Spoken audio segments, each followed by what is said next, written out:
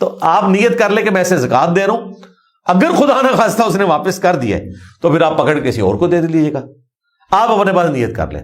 یہ وہ جہلمی دجال ہے جو تمہاری زکاتیں بھی خراب کرے گا۔ لوگوں کی اس نے پہلے نمازیں خراب کی کہ جناب علی آپ امام کے پیچھے نماز پڑھ رہے ہوں تو پیچھے آپ ترجمہ پڑھتے جائیں، امام قرات کر رہے ہیں آپ اردو میں دیکھتے جائیں اور ترجمہ پڑھتے جائیں۔ جب آپ پیچھے قرآن ہاتھ میں رکھ کے ترجمہ پڑھتے جائیں گے اردو میں تو آپ کی نماز ٹوٹ جائے گی۔ اب یہ لوگوں کی زکاتیں خراب کر رہا ہے کہ آپ نے کسی کو پیسہ دے دیا بطور قرض اور وہ اگر آپ کو واپس کر دے تو آپ لے کے کسی اور کو دے دیں، اس طرح تو زکوٰۃ ادا ہی نہیں ہوگی۔ اگر وہ آپ کو واپس کرے گا تو آپ کہیں گے اپنے پاس رکھ لے، تو واپس لے کے کسی کو دینا تو آپ کی زکوٰۃ ہی ادا نہیں ہوگی۔